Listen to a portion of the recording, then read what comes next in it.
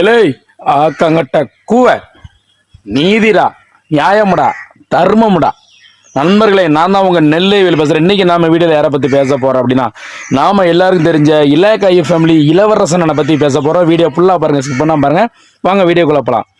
அப்புறம் நண்பர்களே, நம்ம இலக்காயி ஃபேமிலி இளவரசனை வந்து பல நாளா அன்னையை குடிச்சிட்டு தேவையில்லாம பழக்கங்களை வச்சுக்கிட்டு சுத்திட்டு வளைஞ்சாரு. ஆனா இப்போ அண்ணன் வந்து விடாமுயற்சி விஸ்வரூப வெற்றியா தனியா ஒரு பிசினஸ் பண்ண ஆரம்பிச்சாரு, தொழில் பண்ண ஆரம்பிச்சாரு. எல்லாரும் மாதிரி சும்மா கூட நைட்டி வியாபாரம் பார்க்க ஆரம்பிச்சாருங்க.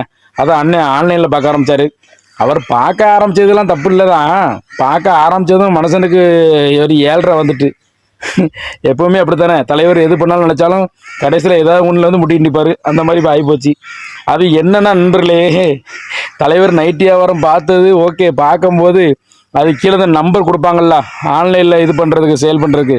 அப்படி தலைவர் நம்பர் கொடுத்துருக்காரு. அப்படி நம்பர் கொடுத்தப்போ என்னாச்சு தெரியுமா? அதில் ஒரு சட்ட சிக்கல் வந்துருச்சு. இந்த நிறைய பேர் ஆதரவற்ற ஆசிரமம் அதுலேருந்து எனக்கு உதவி பண்ணுங்க அப்படின்னு நம்ம கால் பண்ணுவாங்கல்ல, அந்த மாதிரி தலைவர் நம்பருக்கு ஒரு நாளைக்கு 10லேருந்து 15 போன் அதே மாதிரி வந்துக்கிட்டே இருந்திருக்கு. தலைவர் கடுப்பாயிட்டாரா, ஏன்டா நம்பர் கொடுத்தோம் அப்படின்ட்டு. ஃபோன் போட்டு எங்கள் ஆசிரமம் மாற்றுத்திறனாளி குழந்தைகள் இருக்குது, ஆதரவற்ற பிள்ளைகள் இருக்குது, 5000 கொடுங்க, 1000 கொடுங்க, 2000 கொடுங்கன்னு சொல்லி டெய்லி டார்ச்சரான். இப்போ என்னாச்சு, தலைவர் நம்பரே வேண்டாம் போங்கடா அப்படின்னு நம்ம தலைவர் இப்போ நம்பரே எடுத்துட்டாராம். அதே நேரம் தலைவர் சொல்லுவார், இலக்காயோ எப்பா, அதாவது நீங்கள் வந்து நிறைய ஃப்ராடு பண்ணுறீங்க, இதில் ஆதரவற்ற குழந்தைங்கன்னு சொல்லி இது பண்ணிவிட்டு கடைசியாக ஒரு பிள்ளைகள் செய்ய மாட்டேங்க. ஆனால் நான் கொடுக்க மாட்டேன், நான் நேரில் வேணால் வந்து தாரேன், 50 100 தாரேன் அப்படின்னு சொல்லியிருக்காரான். அதாவது ஐயா, இந்த ஆதரவற்ற குழந்தைகளுக்கு ரூபா கட்டிடலாம், நீங்கள் ரூபா கட்டலாம் வாசம் தான். அதை யார்கிட்ட கேட்கணும், யார்கிட்ட வாங்கணும்னு ஒரு இது இருக்குல்ல. நீங்கள் இலவசம் வாங்க முடியுமா? தலைவர் கையில் ஒரு 100 ரூபா இருந்தாலே அந்த 100 ரூபா தலைவர் எங்கே கொண்டு போய் என்ன பண்ணுறாரு எல்லாருமே தெரியும். நீ அவர்கிட்ட வாங்க முடியுமா? வாங்கவே முடியாது.